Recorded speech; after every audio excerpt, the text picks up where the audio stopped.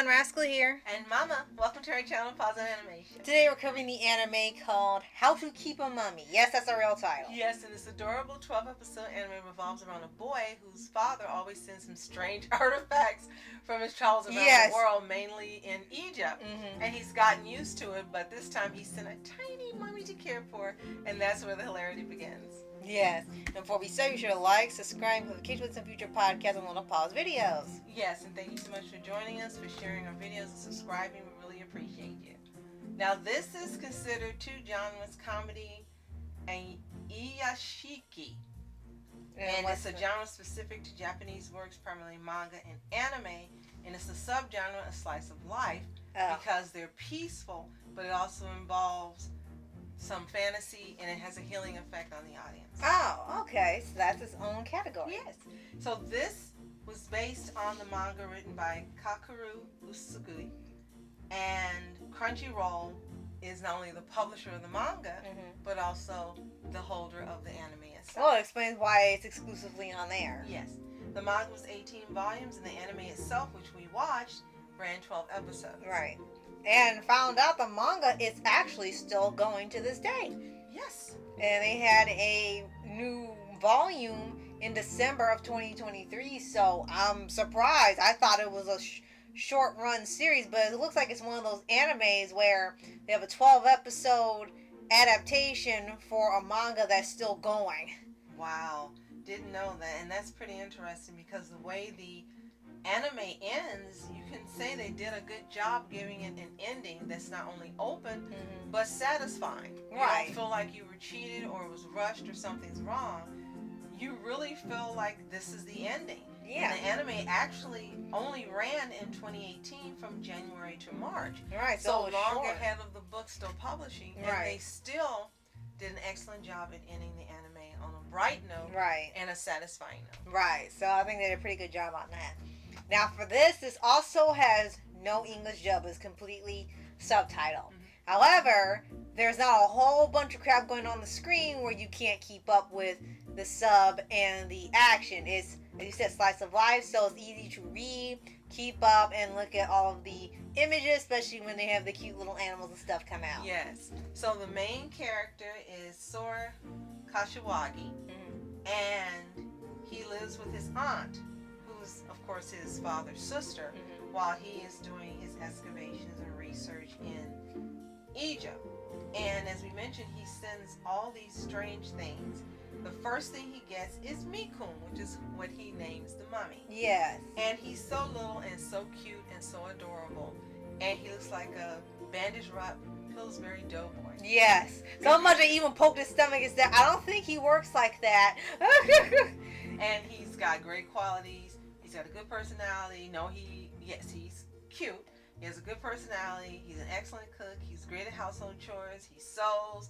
He's great at taking care of people. He keeps a journal. He loves his auntie. So he's like the perfect nephew. Right. It's hilarious. And really good. And she's the opposite. She writes. She can't take care of anything. She stays locked in her room. She sleeps in her room, eats in her room. And when she puts her glasses on, she's licentious. Right.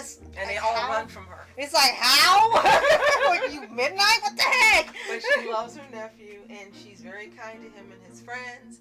And you like her from the moment you meet her. The only thing you were kind of thrown off by her and that glasses thing. Right. She turns to midnight when she puts the glasses on. That's all I'm saying. So, throughout the whole show, it's literally, as the title says, how to keep the mummy from, expiring. Because it's really easy for things to happen to Mikun. Like, it's the size of the palm of his hand. So he has to keep watch of him almost at all times. It could fall anywhere. It could move anywhere. It could squeeze anywhere. It's easy to get lost with.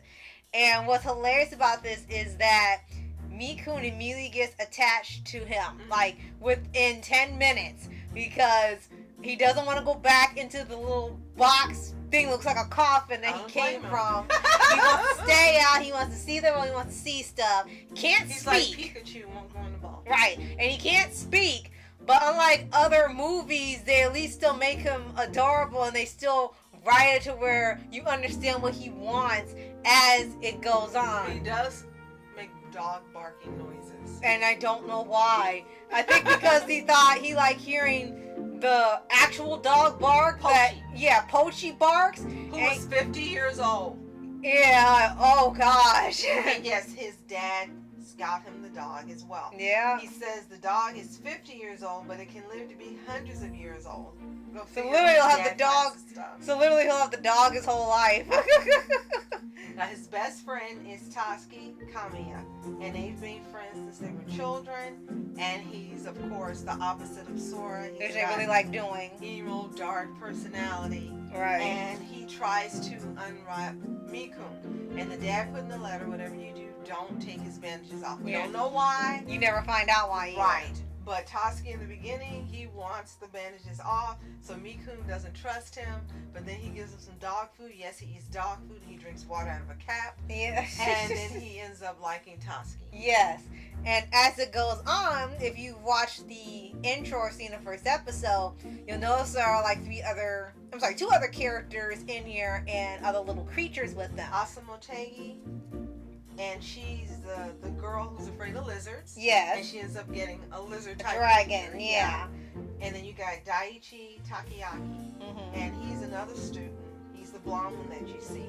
And they weren't friends with him at first. He helped Sora out at school, but amidst all this going on and getting these fantastical creatures, each one of them ends up getting one, and they end up friends. Right, and they end up having this little group where they all hang out together, they become friends, and their little creatures end up becoming friends too. So Mikun is no longer by himself, because there ended up being an issue early on in the show where Mikun didn't want to be by himself, or he would cry, and he cries pretty easily if he's gone way too long, or he has a nightmare, or he hurts himself, or he thinks something wrong with Sora, and he cries. He can cry so much that he dries up, and you have to give him more water, or else he'll wither away. And it becomes a running joke in here. Yes. And in our turns, oh, you don't want to go there. And it constantly wants to be by him all the time. It always hugs him. It always sleeps by him. It's hilarious. It's like a mini dog in itself. Yes. So let's mention the other characters as you brought up what they got. Asa. She ends up, as you mentioned, getting a dragon. They found its way to her house. And at first she's afraid of it. And she throws things at him. And he cries. And then she falls down the stairs. And he thinks she's hurt herself, so he takes his little dragon self. He looks like a Pokemon. Yes. He gets something to help her. And it's so cute. She's like, you're worried about me? He says, yes. He nods his head, and then she's crying. Oh, my God. And then Toski, he gets an Oni, who he ends up calling Connie. Yeah. And he's a little red with an outie belly button. Yeah. And horns. And he lives somewhere else or goes other places during the day, but at night he comes to stay there. But eventually he ends up staying with Toski full time. Right. You end up seeing his little house. He takes Mikun to his little house he's made. Yes. And it's like, what in the heck? You're right. Like, this is where you come during the day, and you can tell they're talking to each other, even though they're not saying anything. Right. And then Daiichi, he ends up getting, he looks like a whale or a, I don't know what he looks like. Like an anteater, I think? But he's a dream-eating creature who eats the nightmares that Daiichi has. He's attracted to him because he has nightmares all the time. Yeah. And he ends up falling asleep during the day in school. Yeah. So one night he ends up coming in through the window. It sounds creepy. And he ends up eating up the nightmares. Right. And when he eats them, he's able to sleep much better. So, and then he had a reputation of being aggressive and violent. And they thought he was like this crazy delinquent, but no, he just was so sleep deprived that he didn't even know where he was half the time. He's called a Baku. A Baku, okay. And he names him Muku Muku. Remember? Gosh, that's right, yeah. So, and then the sister's named Kaede. The dad has a name, but you don't see him. Maybe in the manga you do. Right. I think we only saw him 2 times in flashback. True. One where Sora was a kid, and another time where he sent him one more creature that ends up joining the group late in the series. And once again, as you said, he's in Egypt, and he sends Sora a statue of the one of those deities they have in Egypt. It looks like a black dog. And this one is different from the others because this one can actually talk. Anubis. Yeah. Anubis is That's the name. I couldn't remember the name. Yeah, That's all. Anubis. And like you said, he can't move. He names him Ayan. You're right. And he talks like he's a really elderly man. And it's funny. Right. Because he wants to move around with all the other characters, so they put him on a little cart with wheels and roll him around. Right. So now he can go wherever they go. So what's really interesting about this particular anime, it's one of those Crunchyroll Originals, yeah. Right, it's a Crunchyroll original. And they co-produced it and streamed it. And I guess this is when they were still making good anime on their own. Right, before the merger with Adult Swim. Looks like the last one they did was, what was the one with the ship and the boats that we never saw? It was on... Pirate Princess? Yes. And that's the last one they did that actually has been popular. Right. But this one actually was popular too. So this is back when they were still making good ones, I guess you could say, that actually people watched. Right. I'm so sorry. Right, That's sorry one way we to like the put it. others. So sorry, Crunchyroll, but we love you.